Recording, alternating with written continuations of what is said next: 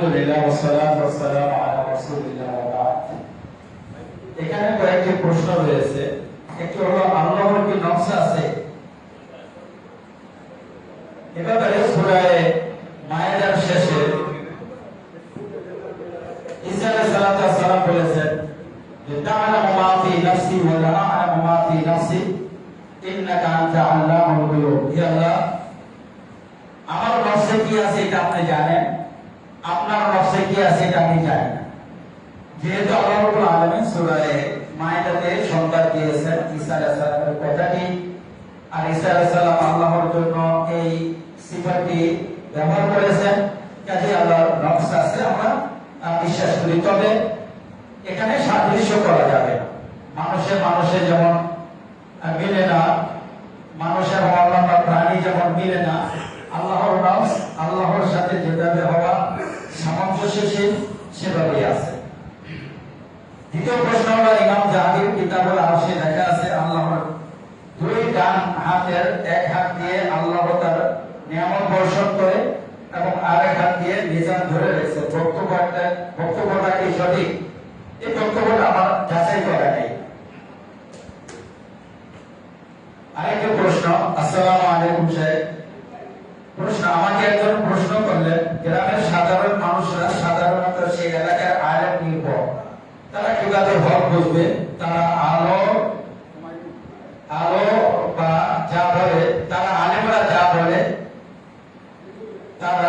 কারণ আলেমরা যা বলে তারা তো তাই মেনে নেয়, তারা অনেক অশিক্ষিত, দয়া করে জানাবে। আসলে বর্তমান যুগে এতটা মূর্খতার কোথাও নেই। কেউ যদি হক জানতে চায় তাহলে তার কাছে হকটা অস্পষ্ট থাকবে। কতটা মূর্খতা আমরা আমাদের জানাশোনা থেকে বলি আমাদের বাংলাদেশে নেই। তারপরে কোথাও যদি থেকে থাকে,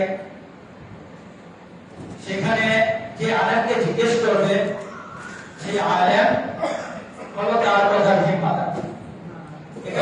আলেমগণ যেটা বলে থাকে, মাযহাবের একটা বিষয় থাকে, পাবলিক সাধারণ লোক যারা থাকে তাদের কাছে মাযহাব বলতে কিছু নাই। তারা তাদের নির্ভরযোগ্য আলেমের কাছে জিজ্ঞেস করে। এটা হলো পাবলিক বা সাধারণ লোকের কাজ। আর যারা কম জানাওয়ালা আলেম রয়েছে তাদের দায়িত্ব হলো তারা তাদের জানাশোনার ভিতর থেকে কথা বলবে। কোন আলেম যদি এমন থাকে তার কাছে নির্দিষ্ট একটি মাযহাবের বই পুস্তক রয়েছে, অন্য কোন মাযহাবের বা অন্য কোন আলেম তার কাছে নেই, যেখান থেকে সে দুইটা তিনটা যাচাই করে সঠিকটা বের করে দিবেন, তখন তার জানাশোনা মোতাবেক সঠিকটা বলে দিবেন, যদি ওই বিষয়ে সঠিকটা জাননেওয়ালা আশেপাশে কোনো আলেম না থাকে। তবে আল্লাহ রাব্বুল আলামিন মানুষের সাধ্য অনুযায়ী মানুষকে জবাবদিহি করবেন, কারো সাধ্যের বাইরে কাউকে জবাবদিহি করবেন না। এই হিসাবে আমাদের সবারই উচিত সত্যের অনুসারী হওয়া, কোনো ব্যক্তি বা কোনো মতাদর্শের অনুসারী না হয়ে আল্লাহ এবং তার রাসূলের অনুসারী হওয়া।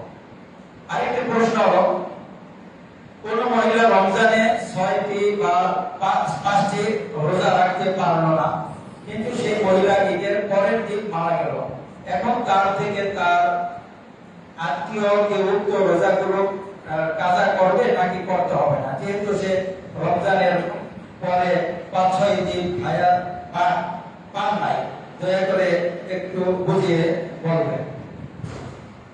দেখেন, রমজানের 5 দিন সিয়াম যেহেতু রাখতে পারে নাই, এরপরে কাজা করার সুযোগও সে পায়নি, সুতরাং তার উপরে সিয়াম জরুরি না। আর যদি এরকম হয়ে থাকতো কাজা করার সুযোগ পেয়েছেন, সিয়াম রাখতে পারেননি, তখন তার পক্ষ থেকে একটা সীমালঙ্ঘন গণনা করা হতো, তখন এটার কাফারা দিত, কিংবা তার অভিভাবক মুসলিম শরীফের হাদিস অনুযায়ী তার পক্ষ থেকে সিয়াম রেখে দিত।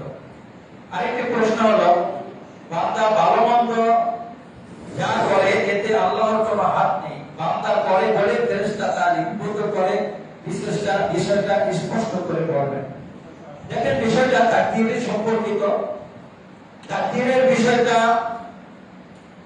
আমাদের কাছে আল্লাহ রাব্বুল আলামিন বেশ কিছু স্পষ্ট করেছেন। আরেকটা বিষয় হলো আল্লাহ রাব্বুল আলামিন আমাদের কাছে স্পষ্ট রেখেছেন, আমরা যদি তাকদীরকে আল্লাহ যেভাবে লিপিবদ্ধ করেছেন সেভাবে বলতে চাই, আল্লাহর মতো জ্ঞান দরকার।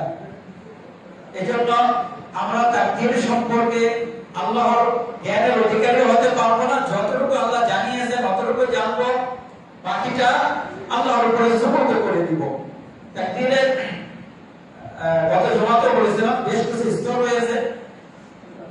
আসলে একটা কথা মনে রাখতে হবে, আল্লাহর রাজত্বে, আল্লাহর ইচ্ছা, আল্লাহর সৃষ্টি ছাড়া কোনো কিছু হয় না।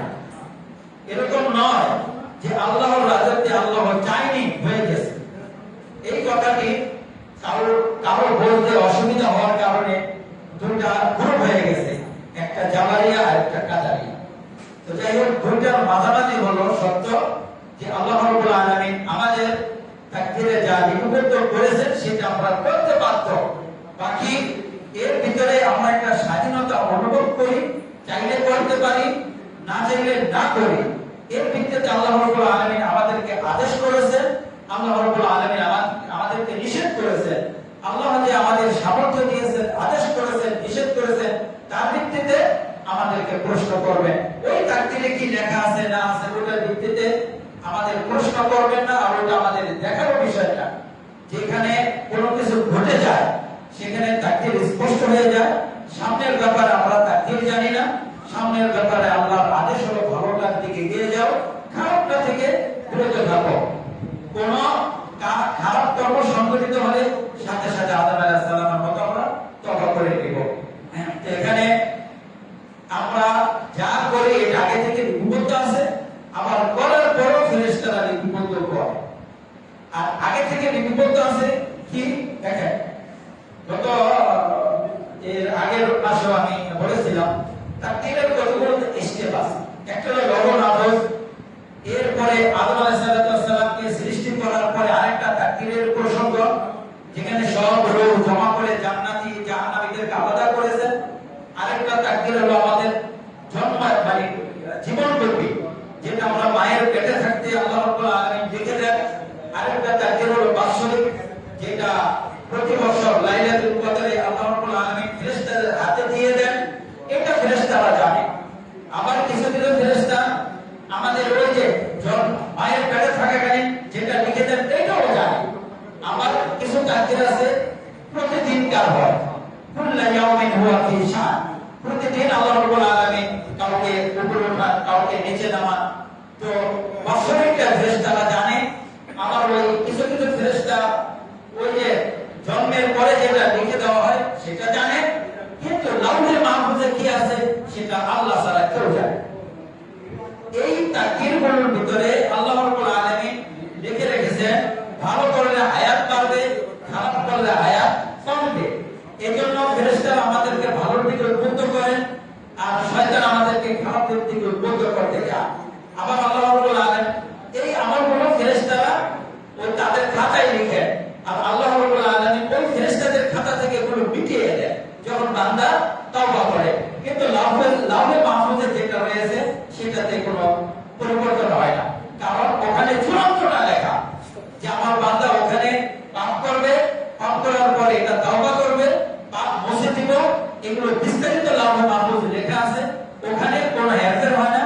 হেরফের হয় ফেরেশতাদের হাতে যেটা রয়েছে এগুলো কি। তো এজন্য আমরা আল্লাহর পক্ষ থেকে যেহেতু আদিষ্ট ভালোটা করব, এই ভালোর দিকে ধাবিত হব আল্লাহর আদেশ অনুযায়ী। বাকি আল্লাহ রাব্বুল আলামিন আমাদের জন্য যা লিখে রেখেছেন সেটা আমরা করতে বাধ্য। আরেকটা প্রশ্ন, আহলে সুন্নাহ ওয়াল জামাতের আকীদা পরিপন্থী আকীদা পোষণকারী ব্যক্তি যদি একমাত্র আল্লাহর সন্তুষ্টির উদ্দেশ্যে কাফেরের বিরুদ্ধে জিহাদ করে শহীদ হয়, তবে কি সেই ব্যক্তি শহীদের মর্যাদা পেয়ে জান্নাতে যেতে পারবে? দেখেন, এখানে আমরা শহীদ হয় লিখেছি, এই লেখাটা ভুল। শহীদ হয় লেখাটা ভুল, এখানে লিখতে হতো যদি মারা যায়। আল্লাহ রাসূল সাল্লাল্লাহু আলাইহি সাল্লাম আবু দাউদের হাদিসে, নাসাঈ শরীফের হাদিসে আছে, মান উভয় শহীদ।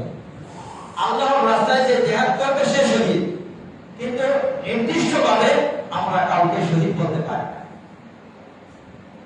এটা হলো নিয়ম যে আল্লাহর রাস্তায় জিহাদ করলো সে শহীদ, কিন্তু কে আল্লাহর রাস্তায় জিহাদ করেছে এটা অন্তরের বিষয়, আল্লাহ জানে। আমরা অন্তরের উপরে হুকুম লাগাবো না, এটা আল্লাহর উপরে ছেড়ে দেব। আমরা বলবো এতটুকু যে আল্লাহর রাস্তায় জিহাদ করে সে শহীদ, বাকিটা আল্লাহর রাসূল করবে। নাম ধরে বলবো না অমুকে শহীদ, এটা বলা পাপ। এটা বলা আল্লাহর জ্ঞানের উপরে মাথা পরি করা। আমরা নরমাল কথা বলবো যে আল্লাহর রাস্তায় জিহাদ করলো সে শহীদ। এবং যদি কারো বাহ্যিক আমল ভালো দেখি তখন আমরা তার জন্য দোয়া করতে পারি, হে আল্লাহ তুমি তাকে শহীদ হিসাবে কবুল করো। আরেকটি প্রশ্ন, সকাল বিকালের আমল, সকাল কোন সময় থেকে বিকাল কোন সময় থেকে শুরু হয়, এটা কি প্রশ্ন?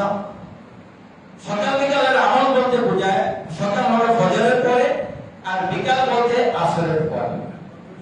এটা হলো প্রসিদ্ধ মত, কারণ সকালে ফেরেশতারা দিনের ফেরেশতারা আসে, রাতের ফেরেশতারা চলে যায়। আসরের সময় রাতের ফেরেশতারা আসে, দিনের ফেরেশতারা চলে যায়। এই জন্য আলেমদের প্রসিদ্ধ এবং বিশুদ্ধ মত হলো সকাল বলতে ফজরের পরে আর বিকাল বলতে আসরের পরে। তবে অনেক আলেম বিকাল বলতে মাগরিবের সময়কেও বুঝিয়েছে। কেউ যদি আসরের সময় আমল না করে বা না করতে পেরে মাগরিবের সময় করে, আশা করি ইনশাআল্লাহ তাটা শুদ্ধ হয়ে যাবে। তবে বিশুদ্ধ মত হলো বিকাল বলতে আসরের পরে বিষয়টা, সময়টা। আর সকালের ব্যাপারে কোনো দ্বিমত নাই। আরেকটি প্রশ্ন, আসসালামু আলাইকুম, মসজিদে এসে খুতবা শুরু হওয়ার আগে কি কথা বলা যাবে যদি জরুরি কথা হবে? হয় না। এটা রাসূল সাল্লাল্লাহু আলাইহি সাল্লামের হাদিস থেকে আমরা স্পষ্টভাবে বুঝি যে মান ক্বালা লি আখি আনসিত ফাকাত লাগা, যে তার ভাইকে বলল তুমি চুপ করো, সে দরুদা কর্ম করলো, তার জমা নাই। যে কাপড় নিয়ে খেলাধুলা করলো, সে দরুদা কর্ম করলো, তার জমা নেই। যে পাথর নিয়ে খেলাধুলা করলো, দরুদা কর্ম করলো, তার জমা সওয়াব নেই।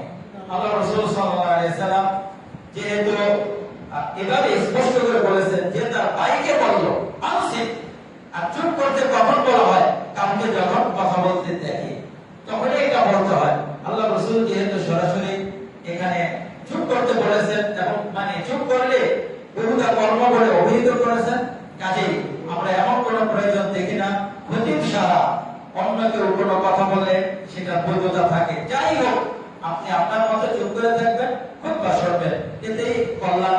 এটুকুই আমরা বুঝি। আল্লাহু আ'লাম। আরেকটি প্রশ্ন, বর্তমান সময়ে বাংলাদেশে বা এই উপমহাদেশে আপনার জানা মতে কোন আওলাদ রাসূল বা আহলে বায়াত আছে কি? আসলে এই প্রশ্নটা একটা প্রচলিত প্রশ্ন। এর বিতর্কিত বিষয় বলতে হলে আমাদের দেশে ইসলাম প্রচারের বিষয়টা বলতে হয়। প্রথম কথা হলো ভারতীয় উপমহাদেশের বংশগুলো সুরক্ষিত না। দ্বিতীয় কথা হলো যেসব আরবরা আমাদের দেশে এসে ইসলাম গ্রহণ করেছে, ইসলাম প্রচার করেছে, যে আরবের হাতে যে ইসলাম গ্রহণ করেছে ওই আরবের যে বংশ ছিল, এই মুসলিম ইসলাম গ্রহণকারী ওই বংশে পরিচিত হবে। যেমন ধরেন কেউ ফারুকি বংশের কারো হাতে ইসলাম গ্রহণ করলো, এ নিজেকে ফারুকি বলতেছে। আবার কেউ সিদ্দিকী বংশের কারো হাতে ইসলাম গ্রহণ করলো, সে নিজেকে সিদ্দিকী বলল। আবার এক সময় আরবরা নিজেদেরকে সম্মানিত ব্যক্তিদেরকে সাইয়েদ বলে আর নারীদেরকে বলে সাইয়েদা। আমরা এই সাইয়েদ এবং সাইয়েদের অর্থ নিয়েছি রাসূলের বংশধর। তো এই একটা মানে ঐতিহাসিক রদবদলের কারণে, মানে ইসলাম গ্রহণ করা, এই সমস্ত কারণে আমাদের দেশের যে বংশটা রয়েছে সবগুলোই ম্যাক্সিমাম বংশ বিকৃত হয়ে গেছে। মানে আগে যারাই রাসূলের বংশ বলে পরিচিতি প্রদান করে তাদের বংশগুলো ঠিক না। বিশেষ করে আমি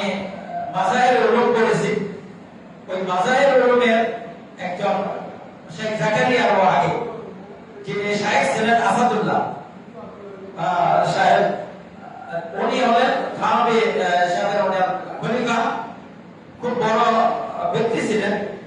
ওনার একটা জীবনী আছে হায়াতে আসাদ, সেখানে ওনার বংশ সাইয়েদ লেখা ছিল। উনি এটা পরিহার করে চলতেন। উনি বলতেন যদি আমি সাইয়েদ বংশ হয়ে থাকি তাহলে সব আল্লাহ দিবেন, কিন্তু আমাদের দেশে এই বংশ সুরক্ষিত না, এই জন্য উনি সাইয়েদ ব্যবহার করতেন না। অনুরূপ ভাবে থানভী সাহেবের সবচেয়ে সবার শেষে তিনি মারা গেছেন এবং ছোট খলিফা বলে আবদুল হক হাক্কি, উনিও সাইয়েদ বংশের হিসাবে ছিলেন, কিন্তু তিনিও বলতেন যেহেতু সাইয়েদ বংশ আমাদের এখানে সুরক্ষিত না, কাজে আমরা যদি ওই বংশের হয়ে থাকি কোনো সওয়াব থাকলে আল্লাহ আমাদেরকে দিবেন, কিন্তু যদি ওই বংশের না হয়ে থাকি আর এই বংশের পরিচিত হই তাহলে এটা পাপ হবে। এই জন্য উনিও সাইয়েদ আবদুল হক লিখতেন না, আবদুল হক হাক্কি লিখতেন।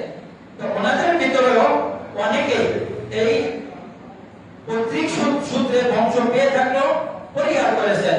আর আমরা এখন যেগুলো দেখি এই বংশের কোন সুরক্ষা নেই, এবং এই বংশ দাবি করা এবং সাইয়েদ বলে নিজেদেরকে পরিচয় দেওয়া একটা খেয়ানত এবং বংশের বিকৃতির নামান্তর।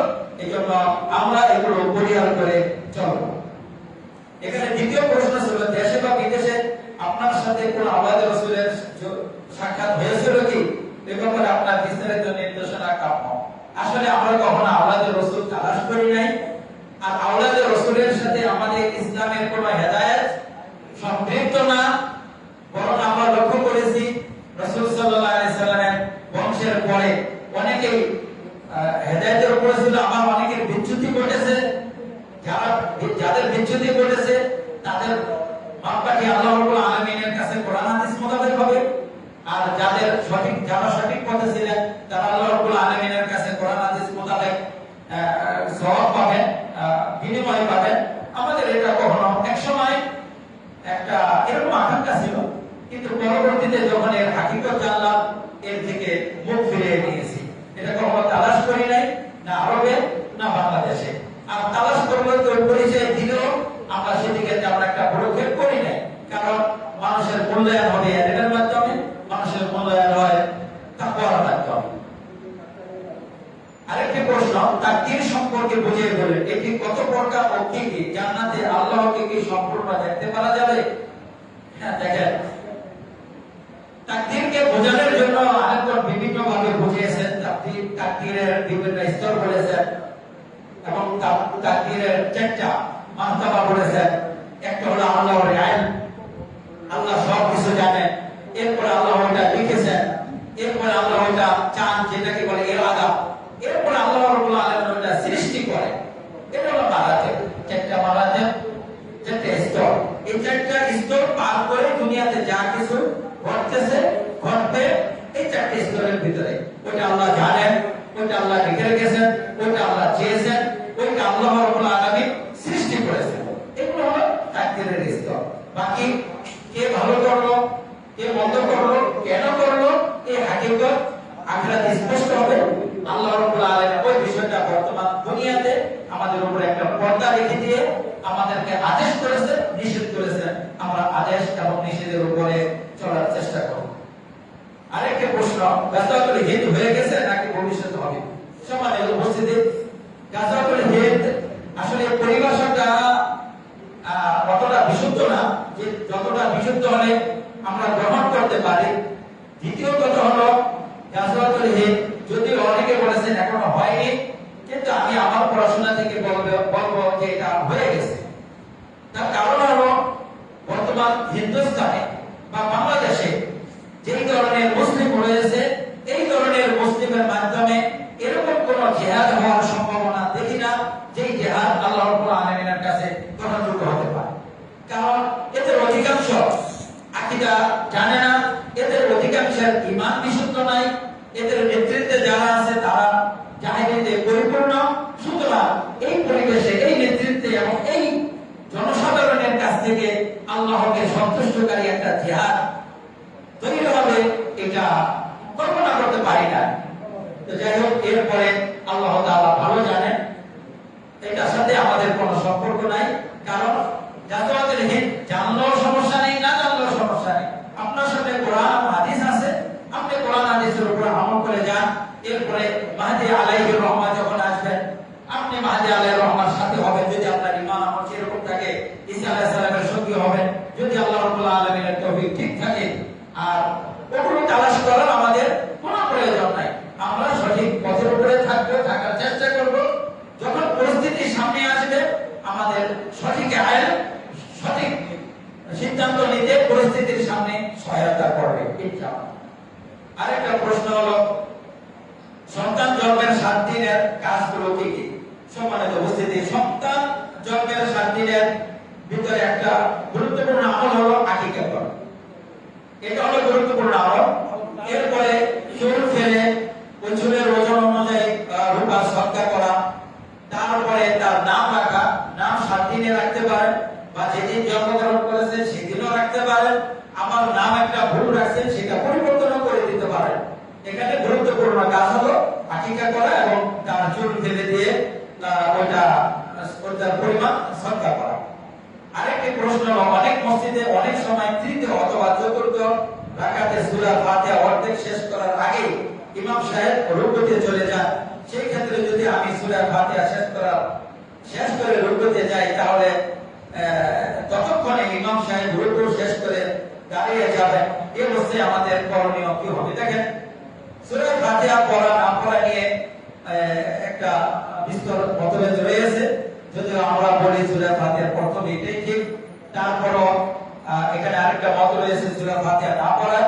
আরেকটা মত রয়েছে যদি ইমাম সাহেবের কেরাত শোনা যায় সূরা ফাতিহা পড়বে না, আর না শোনা গেলে সূরা ফাতিহা পড়বে। এই কথাটা ইমাম আহমদ ইবনে হাম্বল ইবনে তাইমিয়া বলেছেন। আরেকটি মত হলো যে সব অবস্থায় সূরা ফাতিহা পড়তে হবে। এটা ইমাম বুখারী এবং ইমাম শাফিঈ রাহিমাহুল্লাহ পূর্বকরণ করেছেন। আমরা এটাকে বেশি বিশুদ্ধ মনে করি।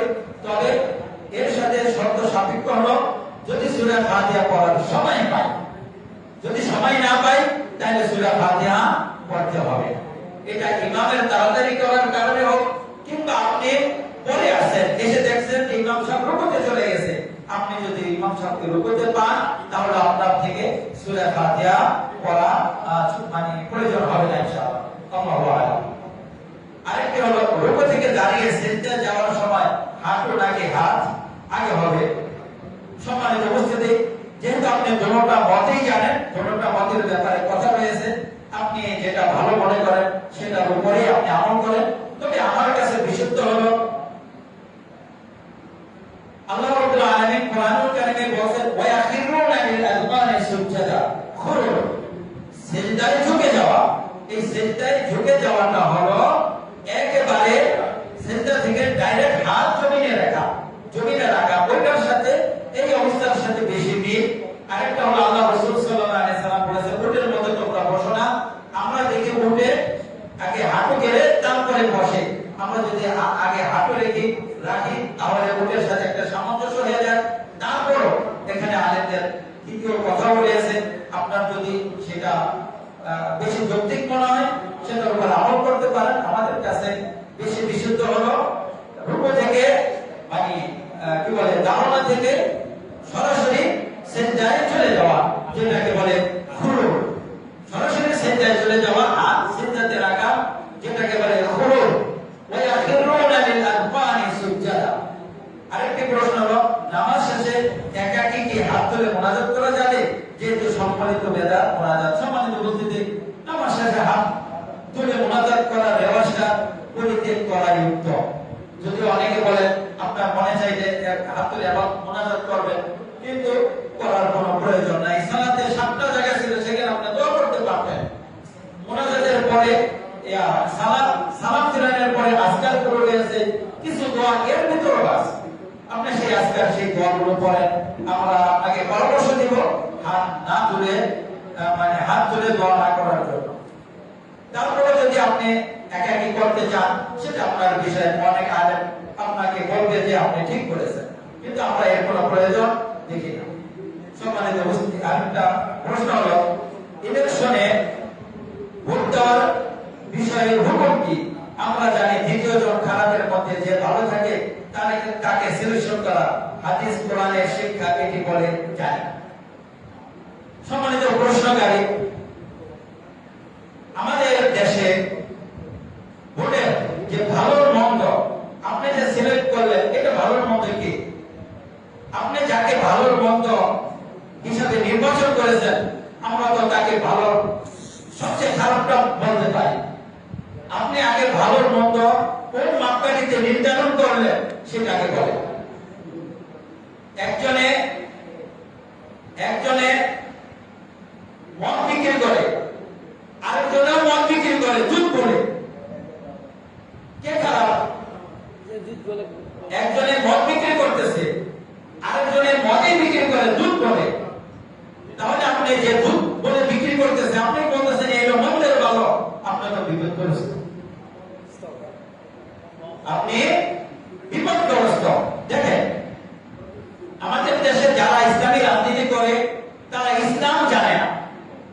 এই জন্য ইসলামের সৌন্দর্য না জানার কারণে ইসলামকে আঁকড়ে করতে পারে না, মনে করে ওখানে হয়তো কল্যাণ হয়েছে। আর যারা নাকি ইসলামের বাইরে রাজনীতি করে, ওরা ইসলামের কল্যাণ জানে না, ওরা ওদের কুফরির খারাপই জানে না, বুঝছেন? যারা অনইসলামিক রাজনীতি করে তারা কুফরির খারাপই জানে না, যে কারণে খারাপ ত্যাগ করতে পারে না। আর যারা ইসলামিক রাজনীতি করে তারা ইসলামের কল্যাণ জানে না, যে কারণে ওরা ইসলামকে আঁকড়ে করতে পারে না। তো এরা ইসলাম থেকে কুফরের দিকে চলে যায়, ওরা ইসলামকে ভয় পায়, কুফরের ভিতরে জড়িয়ে থাকে। তো বিষয়টা অনেক সময় এরকম হয়ে যায়, একটা হলো কেউ মদ বিক্রি করতেছে মদ বলে, আরেকজনে বিক্রি করতেছে মদ দুধ বলে। আপনি যদি এই ব্যক্তিকে বলেন ও দুধ বলে মদ বিক্রি করতেছে, ও ভালো মন্দ, তাহলে আপনি ভালো মন্দ নির্বাচন করতেই কম করেছেন। আপনার আগে ভালো মন্দ কোনটা সেটা নির্বাচন করে। তবে আমরা এই সমস্ত ক্ষেত্রে বলবো, যেহেতু ইসলাম কারো বিপক্ষে যায় না, ইসলাম সবার পক্ষে, ইসলাম কারো বিপক্ষে না, আমরা ইসলামকে মানুষের বিপক্ষে দাঁড় করে গেছি। এই জন্য যারা দায়ী হবে তারা যদি ভোট কেন্দ্র পরিহার করে চলে ভালো। যারা দায়ী, কেননা ভোট কেন্দ্র যখন দায়ী গেল, তখন যেহেতু উনি প্রকাশ্যে দল করেন না, কথার কথা, তখন এটাও এদেরকেও ইসলামের দাওয়াত দেন, ওদেরকেও ইসলামের দাওয়াত দেন। দায়ী যখন, এটা হলো আমার পরামর্শ, দায়ী যখন ভোট কেন্দ্রে যাবে তখন ওই পক্ষের লোক মনে করবে উনি তো হুজুর মানুষ, আমাদের ভোট দিতে পারেন না।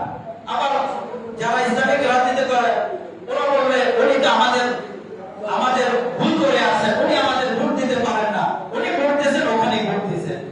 ভোট দিতে গেলে উনি কোনো পক্ষেই দেখা যায় পর বলে বিবেচিত হবে। তাই আমরা যারা দায়ী রয়েছে, মুক্তদা রয়েছে, তাদের সব ধরনের ভোট থেকে বিরত থাকার জন্য বলবো। আর যারা থেকে অনুসারী থাকে, যাদের ওইরকম ইয়া না থাকে, তারা ভালোর মন্দ যেটা রয়েছে, তবে ভালোর মন্দ বুঝতে হবে, বুঝে ভালোর মন্দে অংশগ্রহণ করে ভালোর ক্ষেত্রে অবদান রাখতে আমরা পরামর্শ দিই। এগুলো হলো আমার জানাশোনা মোতাবেক একটু পরামর্শ দিলাম। কেউ যদি অনেক কিছু বলে থেকে সেটা হক মনে করলে আপনি সেটার উপর আমল করতে পারেন। আল্লাহু আ'লাম। সম্মানিত উপস্থিতি, আচ্ছা, প্রশ্ন আমাদের এখানে শেষ হলো।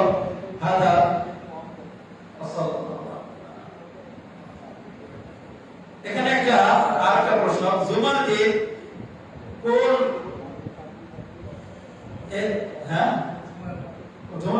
কোন সময়ের মধ্যে আমলে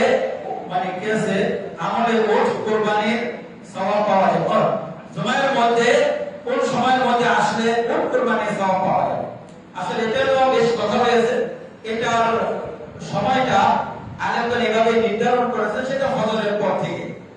আমরা যেরকম মনে করেন 12:30টায় জুমা শুরু করি, কিন্তু আমরা যদি সুন্নাহর ভিত্তিতে যাই তাহলে ওই 11:55 হোক 12টা হোক, যখনই জুমার সালাতের সময় হয়ে যায় তখন জুমা শুরু করে দেখা যায় রাসূলের আরবিতে খুতবা দিলে 12:15-20 ভিতরে খুতবা শেষ করে ফেলতে হয়। এরপরে আরো 15-20 মিনিট, মনে করেন 12:40 ভিতরে 45 ভিতরে সব শেষ করতে হয়। আর আমরা যেহেতু বাংলাতে খুতবা দিই, মনে করেন বাংলাতে খুতবা দেওয়ার কারণে আরবিতে যদি 20 মিনিট আর এর অনুবাদ 20 মিনিট, 30-40 আর সালাত হলো মনে করেন কি বলে আমরা 20 মিনিট। তো সেই হিসেবে 1 ঘন্টা হলো অনেক বেশি হয়ে যায়, আর একটু কম করা আমাদের উচিত আর কি।